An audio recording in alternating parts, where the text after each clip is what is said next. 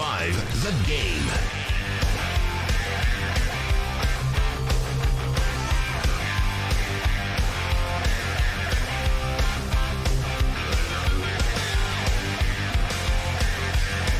And a good Tuesday morning to you, and welcome into Darren, Daunic, and Chase and D-Mace.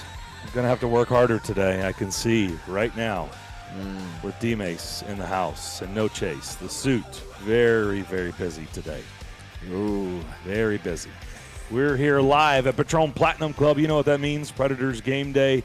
Tonight, they host the Pittsburgh Penguins. Boo. The Penguins.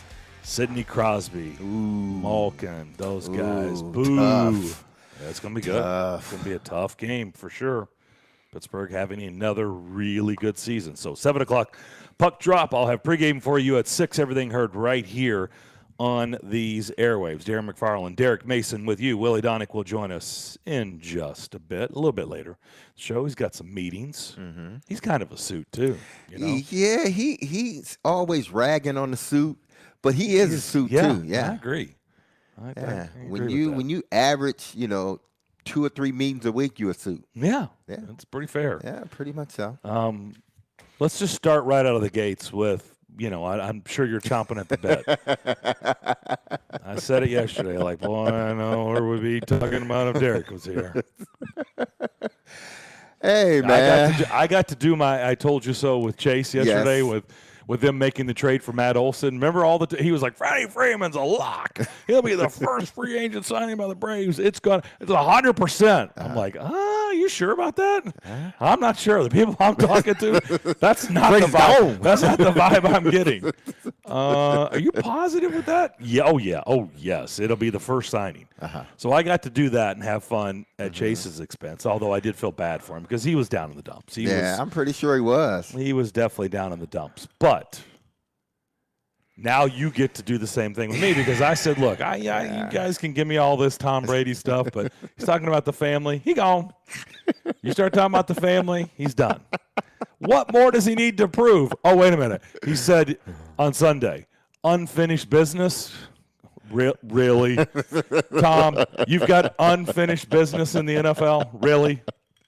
Yes, it's unfinished business. It's not being at home. That's what I've been in radio business. for 45 years. I've done 39,000 radio shows. I'm coming back next year because I've got unfinished business. Like, what couldn't you have finished that you need to finish now? It's like, dude, you've been doing this for 4+ decades. I mean, I haven't. I'm just using a far extreme example. Long time, not that long. And if I said, unfinished business, I'll be back next year. We'll be looking at you like, what? Oh, okay. And then we'll go back to start thinking like, what is it that he got to finish? What do you still have to do? Yeah, I mean, okay. You've done 39,000 radio shows. So what do you want to get to that 40,000? Are you trying to get to a mark like 40,000? What are you doing? Did he find out the record was like 41,000, so you want to come back? I don't know what it is. But, again, I can see if this was a Peyton Manning situation. Peyton Manning? Yeah, where Peyton, couldn't throw a ball 10 yards down the field any longer. He just didn't physically, just didn't have it. Now, if you were able to take his competitiveness in his mind and put into another quarterback, then he would have lived on. He would have continued to play.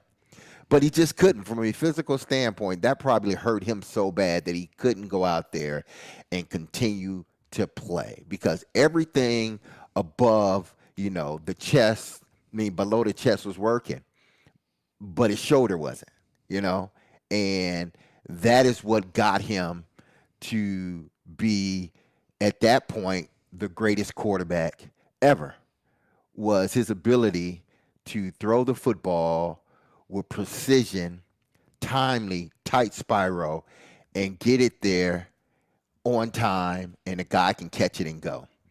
And his mind to be able to read everything before it even happened. Well, he still had the ability to read anything, but he didn't have the arm strength to throw it down the field anymore. So, he was done. Tom, on the other hand, his body forced him to retire. His body forced him to retire. He probably didn't want to retire, but his body forced him to retire. He was sort of like He's sort of like the late great Ali. When Ali should have retired long ago, but he stayed in there and he fought and he fought and he fought. And his will to fight was there, but the physicality wasn't there anymore. The physical, the quickness and everything else, the power that he once had, it just wasn't there anymore. So it ultimately forced him to leave boxing. Peyton the same way. Tom, on the other hand, it wasn't. Tom was coming off probably the greatest season he's had.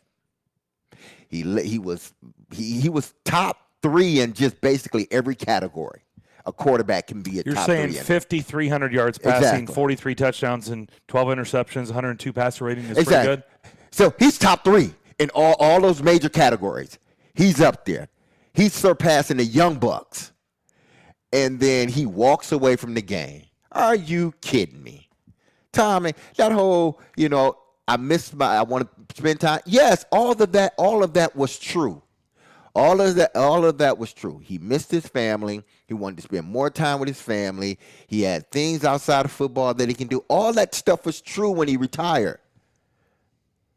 But that's when he retired.